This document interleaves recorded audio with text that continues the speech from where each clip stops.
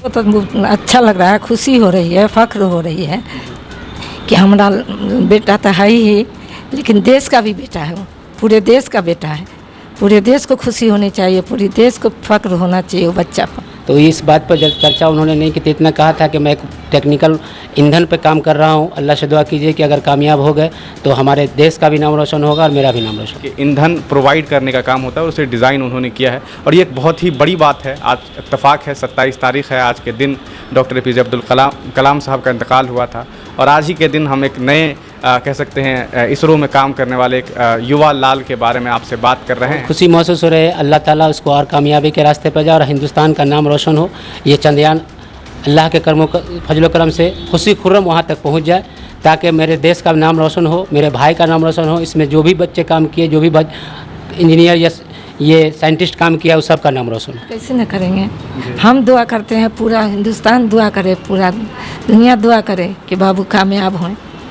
जितने बच्चे का इसमें हाथ है सब कामयाब हों, सबके माँ का दिल खुश हो, सबके बाप का दिल खुश है। कम से कम अपने आने वाले वक्त के बारे में सोचिए कि हमारा देश कहाँ जा रहा है, हमारा समाज कहाँ जा रहा है। उस स्थिति से, उस परिस्थिति से हमको गुजरना है और उसी लायक बनना है। सलाम साथियों, आप देख रहे हैं हिंदुस्तानी मीडिया। अभी हम मौजूद हैं मधुबनी में और मधुबनी में मोहम्मद मोइनुद्दीन के घर पे हैं और उन्हें फैज़ नाम से भी जाना जाता है। आप सब ने चंद्रयान 3 का नाम सुन लिया होगा कि चंद्रयान जो है हमारा भारत कह सकते हैं कि यहाँ से लैंड हो चुका है और वो बहुत जल्द 23 अगस्त या 24 अगस्त को गालिबन चांद पर पहुँचने वाला है और ये एक ऐतिहासिक पल होगा हम तमाम भारतीयों के लिए।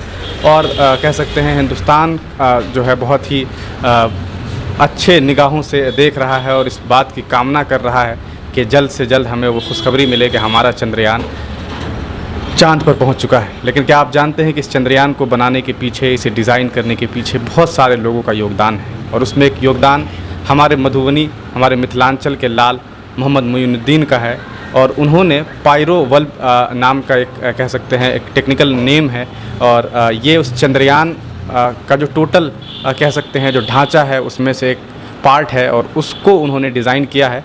उसका जो बेसिकली काम होता है वो ये कि ईंधन प्रोवाइड करने का काम होता है और उसे डिज़ाइन उन्होंने किया है और ये एक बहुत ही बड़ी बात है। आज इत्तेफाक है, 27 तारीख़ है, आज के दिन डॉक्टर APJ अब्दुल कलाम साहब का इंतकाल हुआ था और आज ही के दिन हम एक नए कह सकते हैं इसरो में काम करने वाले एक युवा लाल के बारे में आपसे बात कर रहे हैं और मुझे बहुत फ़ख्र होता है जब ऐसे युवा जो हैं आगे बढ़ कर के देश के लिए इतना बड़ा काम करते हैं। और इसरो को आप तमाम लोग जानते हैं, अगर नासा के बाद किसी का जिक्र किया जाता है तो दुनिया में लोग इसरो की बात करते हैं। आज हम उनके घर पर हैं, हमारे साथ उनके बड़े भाई हैं, उनकी माँ है, उनका एक भतीजा भी यहाँ पर बैठा हुआ है। हम तमाम लोगों से बातचीत करते हैं और जानते हैं कि कैसे उन्होंने मधुबनी से लेकर के इसरो तक अपना मकाम पहुंचाया और किस तरह से वो इसरो में पहुंचे। सबसे पहले तो बहुत बहुत स्वागत है और बहुत बहुत मुबारकबाद आप सबको। आपका भी स्वागत है और बधाई है कि आप हमारे घर पर आए और ये मौका हमको मिला हमारे भाई की वजह से कि आप लोगों को आना जाना रहा और ये तगमा उन्हीं का दिन है जो आप लोग आए हैं। ये जो मोइनुद्दीन साहब हैं, इन्होंने जो काम किया है आज उन्हें दुनिया जान रही है और वाकई ये बड़ा ऐतिहासिक पल है और कह सकते हैं गर्व करने वाला पल है। जिस तरह से आज अचानक वो चर्चे में आए हैं, अभी अचानक से लोगों को पता चला क्योंकि ये काम ही इस तरह का होता है जिसे कहा जा सकता है कि गोपनीय काम होता है, ज़्यादा लोगों को जानकारी नहीं दी जाती है। अब चूँकि चंद्रयान हमारा भारत से निकल गया है और कहते हैं कि चाँद के पास पहुँचने वाला है, कैसा महसूस कर रहे हैं ये सब कुछ जान कर? बहुत खुशी महसूस हो रही है, अल्लाह ताला उसको और कामयाबी के रास्ते पर जाए और हिंदुस्तान का नाम रोशन हो। ये चंद्रयान अल्लाह के कर्मों फजल करम से खुशी खुर्रम वहाँ तक पहुँच जाए ताकि मेरे देश का नाम रोशन हो, मेरे भाई का नाम रोशन हो। इसमें जो भी बच्चे काम किए, जो भी इंजीनियर या ये साइंटिस्ट काम किया, उस सब का नाम रोशन हो। जी मुझे एक बात बताइए, चूँकि पायरोवल्व ये एक टेक्निकल शब्द है, बहुत अच्छी जानकारी ना मुझे है ना इन्हें है। जितना बेहतर ख़ुद मोइनुद्दीन साहब जानते होंगे और इसरो वाले जानते होंगे उतना तो हम तमाम लोग नहीं जानते। लेकिन फिर भी आपको क्या कुछ मालूम है इसके बारे में, क्या कुछ जानकारी आपको दी आपके भाई ने? मेरे भाई ने अभी मैं फ़िलहाल बकरीद के दिन में वहाँ गया था, बकरीद के सुबह शाम को मैं वहाँ ट्रेन पकड़ा था, वहाँ गया था। तो इस बात पर जब चर्चा उन्होंने नहीं की थी, इतना कहा था कि मैं एक टेक्निकल ईंधन पे काम कर रहा हूँ, अल्लाह से दुआ कीजिए कि अगर कामयाब हो गए तो हमारे देश का भी नाम रोशन होगा और मेरा भी नाम रोशन होगा। ये जो हैं आपके भाई, वो किस तरह से इसरो पहुँचे, कहाँ से उन्होंने बेसिकली पढ़ाई की है?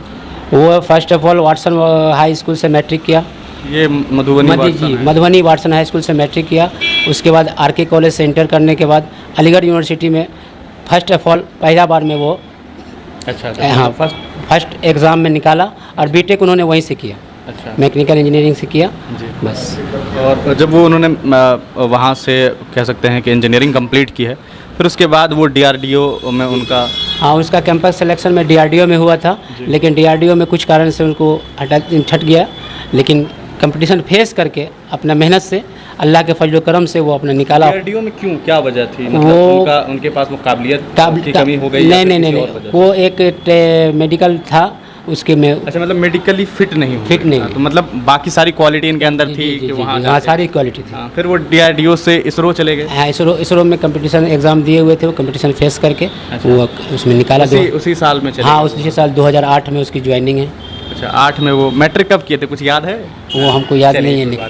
तो ये हम उनके भाई हैं, हम उनसे जान रहे हैं। कह सकते हैं कि ये एक बड़ी अच्छी बात भी है कि उन्होंने जो मैट्रिक किया है वो ये मधुबनी शहर में एक वाटसन हाई स्कूल है, उसके बाद इन्होंने आरके कॉलेज से पढ़ाई की। दोनों ही जो इंस्टीट्यूशन हैं वो एक सरकारी इंस्टीट्यूशन है, और सरकारी जो कॉलेज होता है, स्कूल होता है, उसके बारे में लोगों के अंदर एक बड़ी अजीब सी कह सकते हैं कि बातें हैं कि वहाँ से पढ़ने वाले बच्चे कहाँ आगे बढ़ेंगे। आगे बढ़ने के लिए तो बहुत अच्छा कॉलेज चाहिए होता है, बहुत अच्छा स्कूल चाहिए होता है जहाँ बहुत हाई क्वालिटी के टीचर्स हों। हालाँकि शिक्षक जो हैं वो हर जगह अच्छे होते हैं, बेहतर होते हैं, लेकिन एक छात्र का बेहतर होना भी बहुत बड़ी बात होती है। और शायद उन्होंने वो मेहनत की और इसी वजह से वो कामयाब हुए, और इस तरह से कामयाब हुए कि न सिर्फ उनका जो काम है वो दुनिया में रहेगा, बल्कि दुनिया कहने का अर्थात यह है कि इस अर्थ पे रहेगा, बल्कि इस अर्थ से बहुत दूर जा चुका है और वो काम अब चांद पे पहुंचने वाला है। ये बड़ा बेमिसाल पल होगा। उनकी माँ है यहाँ पर, हम उनसे भी बातचीत करते हैं और जानते हैं कैसा लग रहा है आपको।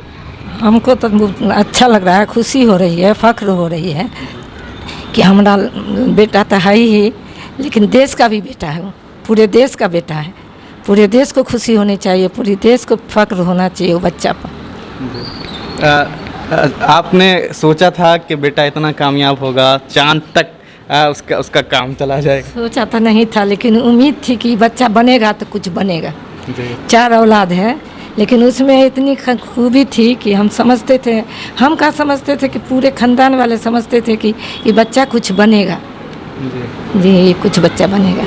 आपको कब पता चला इसके बारे में? तो अच्छा, आपको कभी, आप तो माँ थी, कभी आपको पहले बताते थे कि हम ये काम कर रहे हैं? नहीं, कभी नहीं। हम ये दूसरा तीसरा लड़का जो है सो वही को बात होती थी तभी बता देते थे कि भाईजान ऐसे करते हैं। अच्छा, हमको नहीं बताया।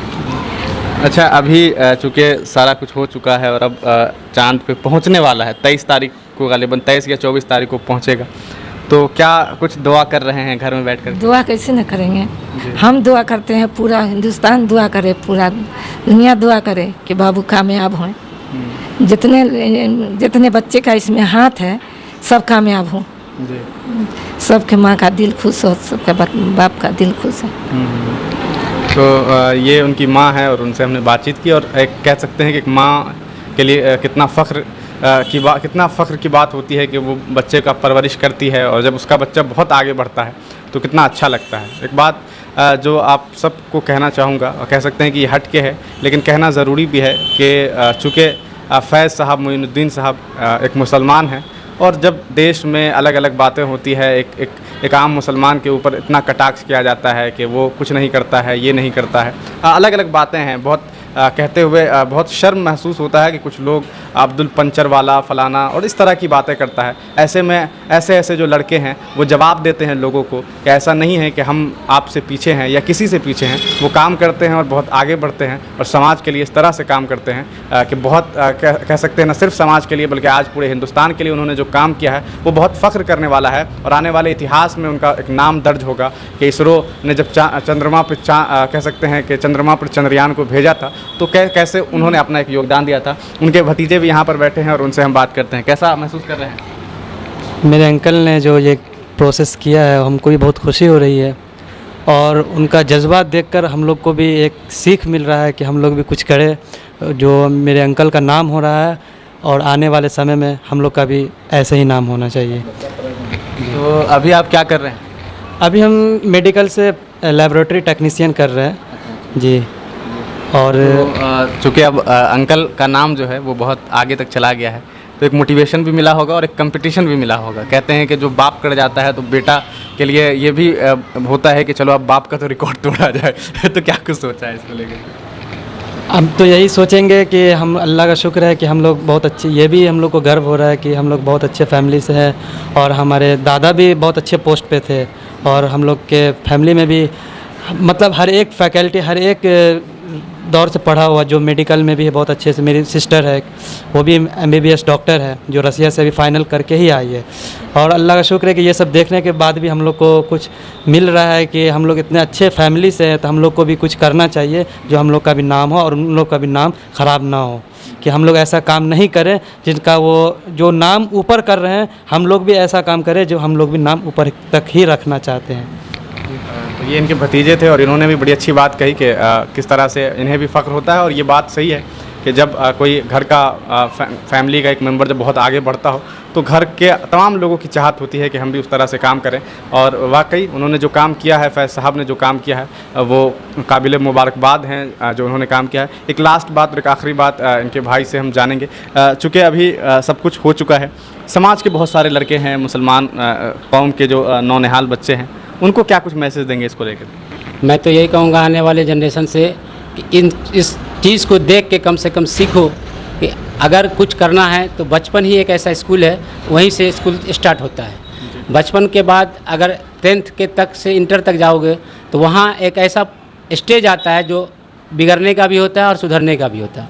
मैं पूरे समाज, पूरे देश के बच्चों को, खास करके अक़लियत के बच्चे को मैं ये दुआ भी दूंगा और समझाऊंगा भी कि कम से कम अपने आने वाले वक्त के बारे में सोचिए कि हमारा देश कहाँ जा रहा है, हमारा समाज कहाँ जा रहा है। उस स्थिति से, उस परिस्थिति से हमको गुजरना है और उसी लायक बनना है। चलिए, तो ये हमारी बातचीत हुई मोइनुद्दीन साहब के परिवार से, परिजनों से, और उन्होंने बहुत अच्छा मैसेज दिया है, ख़ास करके अक़लियत से बिलोंग करने वाले तमाम लड़कों को।